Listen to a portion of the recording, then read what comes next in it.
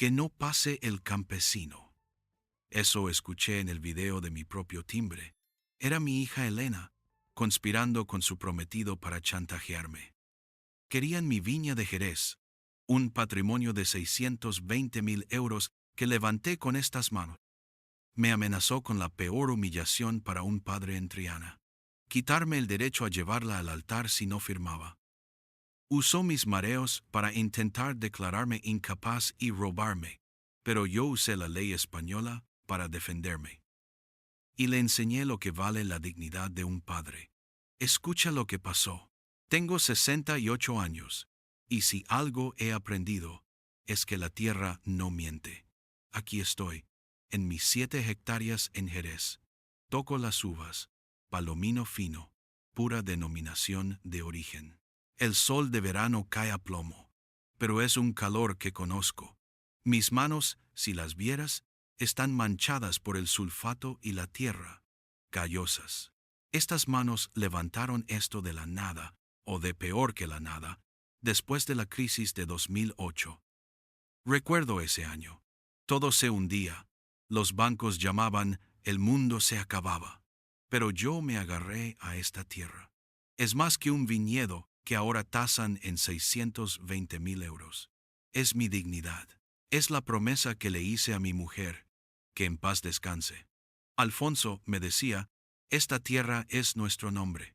Y yo cumplí, esta tierra es mi nombre. El sol aprieta tanto que siento un mareo, un golpe de calor que me nubla la vista un segundo. Me apoyo en la cepa, pero me aguanto.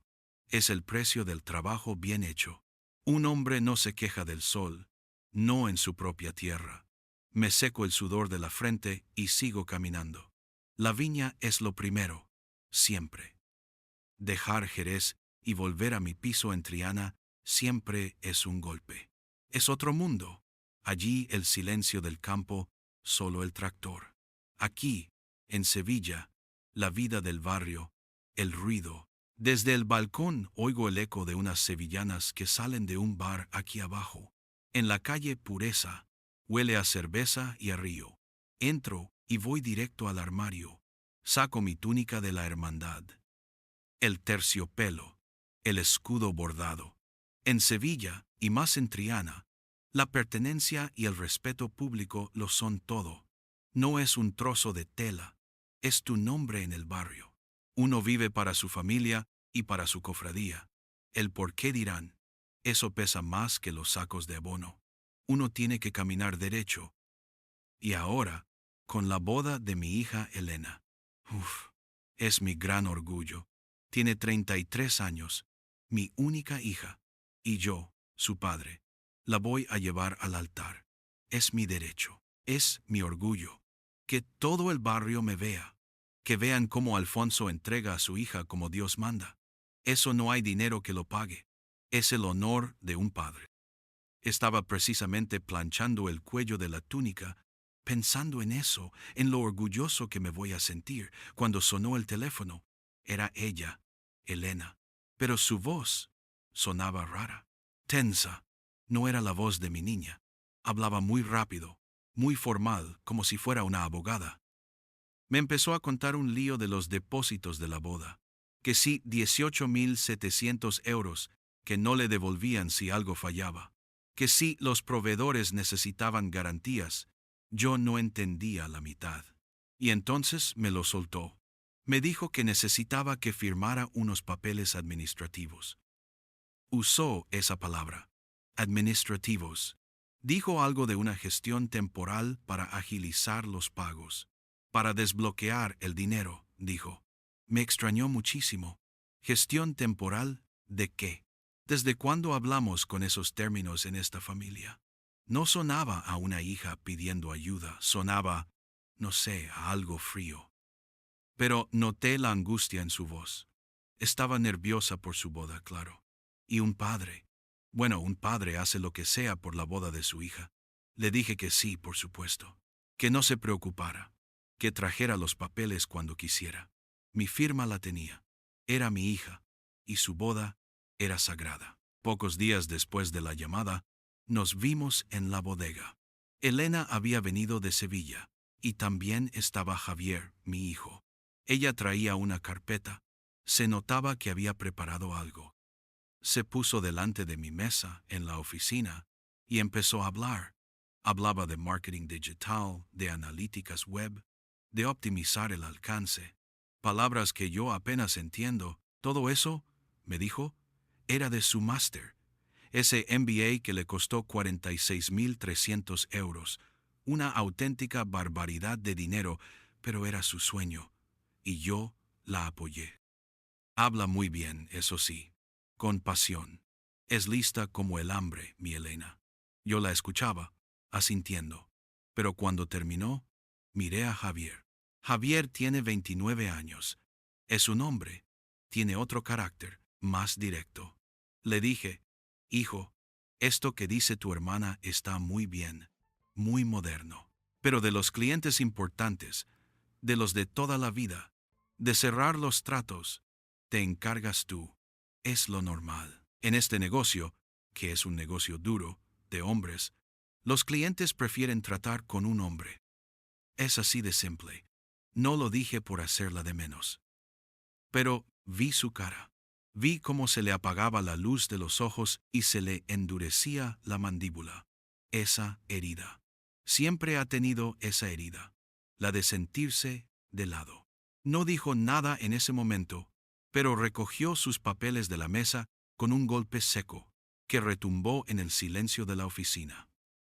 Esa misma tarde se presentó en mi piso en Triana, sola. Supe al verla entrar que no venía a hablar de la bodega. Venía a por lo que me había dicho por teléfono, pero ahora traía otra cara, una cara de batalla. Se sentó y fue directa al grano. Me dijo que el otro día, en la viña, me había visto muy mareado, que casi me caigo entre las cepas. Le quité importancia. Hija, eso es el calor de Jerez, le dije. Llevo 68 años aguantando ese sol. ¿Qué va a ser? Pero ella insistió.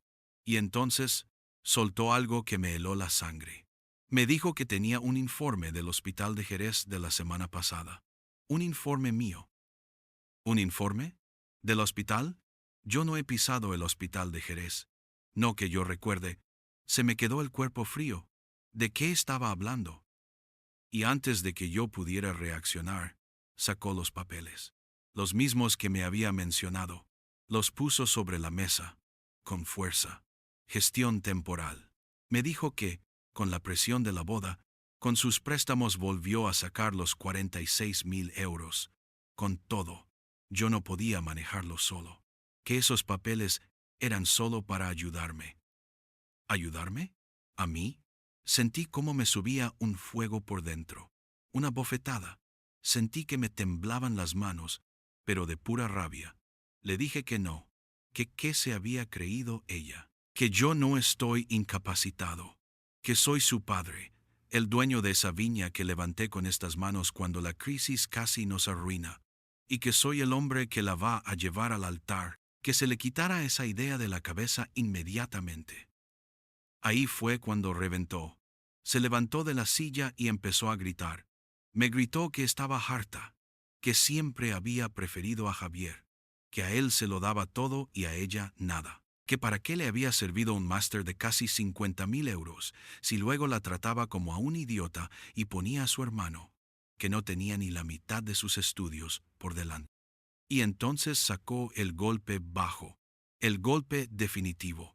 Me gritó que si la boda fallaba, si los proveedores no cobraban porque yo estaba mareado o incapaz, ella perdía 18.700 euros de los depósitos. 18.000 euros. Estaba usando el dinero de su boda, mi orgullo de llevarla al altar, para acorralarme. Me estaba llamando inútil en mi propia casa. La conversación se rompió. No había nada más que hablar. Se fue dando un portazo que hizo temblar el retrato de su madre, pero dejó los papeles encima de la mesa. Y dejó algo más en el aire. Algo que olía a veneno. La amenaza de que, si yo no firmaba, algo muy malo iba a pasar. El portazo de Elena retumbó en el piso de Triana y en mi cabeza. Me quedé de pie, en mitad del salón. temblando, no de miedo, sino de una rabia sorda, profunda, incapacitado, mi propia hija llamándome inútil. Los papeles de la gestión temporal seguían en la mesa de camilla, una mancha blanca que parecía burlarse de mí. Pero lo que de verdad me taladraba el cerebro era lo otro. El informe del hospital de Jerez. ¿Era posible? ¿Había ido al hospital y no me acordaba? El mareo en la viña fue real. Sí, el calor aprieta mucho, pero ¿tanto como para acabar en urgencias? La duda, como un gusano, empezó a roerme por dentro. ¿Y si tiene razón? ¿Y si estoy perdiendo la cabeza y no me doy cuenta? Me senté, sintiéndome viejo por primera vez en mi vida. No pude dormir. Daba vueltas en la cama, con el eco de las sevillanas del bar de abajo metiéndose por la ventana, como siempre. Pero esa noche, la música no me acompañaba. Me irritaba. Me levanté de madrugada. Fui a la cocina a por agua. La rabia se había enfriado y ahora solo quedaba una inquietud pegajosa. Cogí el móvil, sin saber muy bien para qué. Quizás para ver el tiempo en Jerez. Y entonces vi la notificación. El timbre. El por Smart Doorbell, porque instalé el año pasado. Movimiento detectado en la puerta principal. Era de anoche, justo antes de que Elena llegara para la pelea. Por pura inercia, abrí el video. La vi. Estaba en mi rellano, pero no estaba sola. Marcos, su prometido, estaba con ella. Nunca me ha gustado ese chico. Demasiado traje, demasiada colonia, manos demasiado suaves. Estaban hablando en susurros, pero el micrófono del timbre es bueno, muy bueno. Oí a Marcos reírse, una risa corta, seca. Le estaba diciendo a Elena qué tenía que hacer. La estaba entrenando.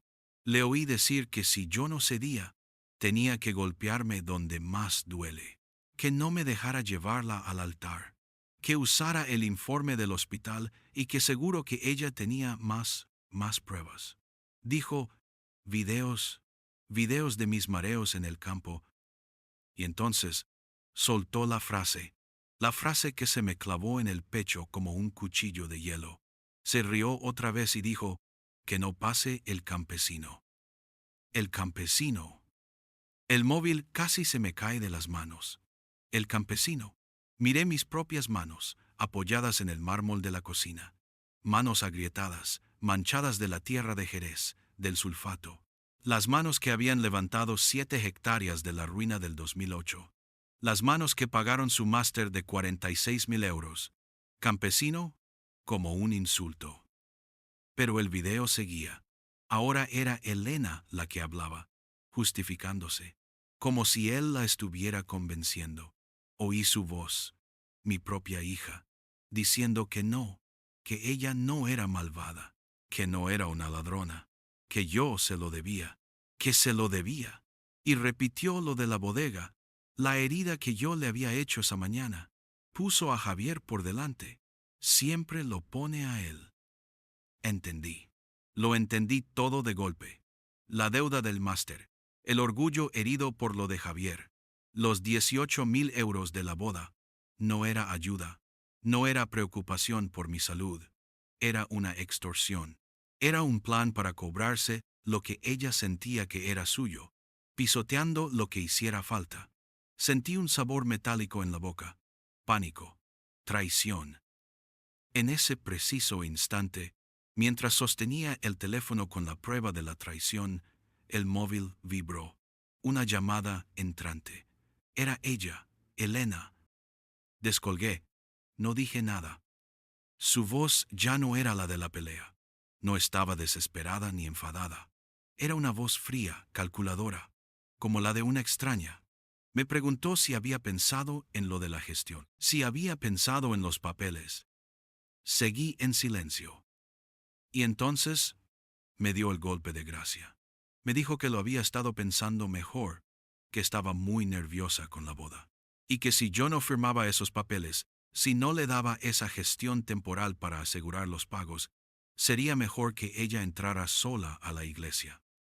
El chantaje, claro y directo. mi honor, mi orgullo, mi paseo por Triana, llevando a mi hija al altar, delante de toda mi hermandad, de todo el barrio, todo a cambio de una firma. Mi viñedo o mi vergüenza pública. El campesino no iba a pasar, o firmaba, o me borraba de su vida pública. Me quedé allí, en la cocina, a oscuras, oyendo el pitido de la llamada que ella ya había colgado. Colgué el teléfono, o más bien miré la pantalla oscura después de que ella colgara. El silencio en el piso de Triana era total. Ya no oía las sevillanas, no oía nada. Solo el eco de esa última frase. Será mejor que entre sola al altar. El chantaje. Mi honor público. Mi orgullo de padre. Mi paseo por el barrio con la túnica de mi hermandad. Todo a cambio de una firma que me quitaba el control de mi tierra. Que no pase el campesino. Esa palabra resonaba en mi cabeza. Campesino. Me miré las manos. Las mismas manos callosas de siempre. La rabia de la noche anterior se había transformado en algo frío, pesado como el plomo. Ya no había confusión por el informe del hospital. Ahora todo era una claridad terrible, sucia. Era un plan donde su prometido la entrenaba, y ella, mi sangre, lo ejecutaba. No me volví a la cama. Me vestí, me puse la chaqueta, la buena, la de los domingos. Salí a la calle. Eran las 9 de la mañana en Sevilla. El sol ya pegaba, pero yo no lo notaba. Caminé por Triana, crucé el puente, con la mandíbula tan apretada que me dolía. Sentía vergüenza. Vergüenza de que alguien, mi propia hija, pensara que podía comprar mi dignidad, que podía ponerme un precio. El altar a cambio de la viña. Entré en la notaría, no una cualquiera, sino la de don Manuel, un hombre serio, de los de antes, de los que entienden que el honor de un hombre no es algo con lo que se juega. Me senté frente a su mesa de madera oscura, una mesa que olía a cera y a papeles antiguos. Me costó empezar. ¿Cómo se dice eso? ¿Cómo se le explica a un hombre respetable que tu propia hija te está tratando como a un trapo sucio? Tragué saliva. Le dije, don Manuel, vengo a verle porque mi hija. Me temblaba la voz, pero la controlé. Mi hija me está chantajeando. Soltarlo fue como escupir veneno. El notario no levantó ni una ceja. Me escuchó. Le conté lo de los papeles de gestión temporal. Le conté lo de la boda, lo de los 18,000 euros. Y entonces saqué el móvil. Sentí una humillación profunda, como si me estuviera desnudando allí mismo. Y tengo esto. Le puse el video del timbre. Vio a Marcos reírse. Vio a Elena justificar que se lo debía. Y oyó la frase. Que no pase el campesino. Cuando el video terminó, don Manuel se quitó las gafas. Me miró fijamente. Don Alfonso, me dijo con su voz grave, vamos a hablar claro.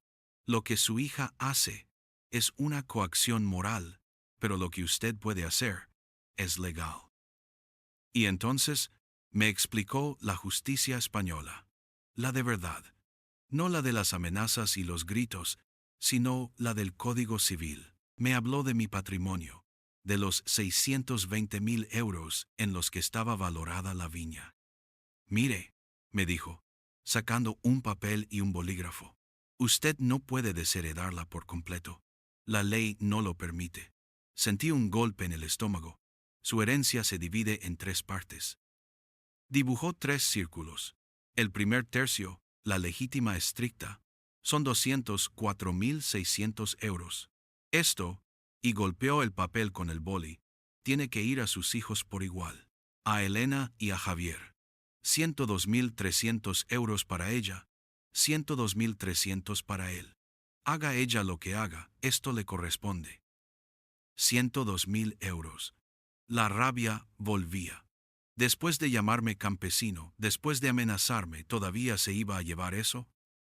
Pero, dijo el notario, y esa palabra cambió el aire de la habitación. Pero quedan 2 tercios. El tercio de mejora, otros 204.600, y el tercio de libre disposición, los últimos 204.600. Me miró por encima de las gafas. El tercio de mejora, usted puede usarlo para mejorar a uno de sus hijos. Puede dárselo entero a Javier y a Elena, 0. Y el de libre disposición es suyo, completamente suyo, para dárselo a Javier, a un sobrino o a la hermandad del cachorro si quiere. Hizo una pausa. Estamos hablando de 409.200 euros. Ese es el dinero que usted, y solo usted, controla. Me quedé mirándolo. 409.200 euros. El notario lo resumió. Su hija le amenaza con la vergüenza pública del altar, que es algo que no tiene precio. Usted tiene el poder legal sobre más de 400.000 euros. Ella usa el honor. Usted usa la ley.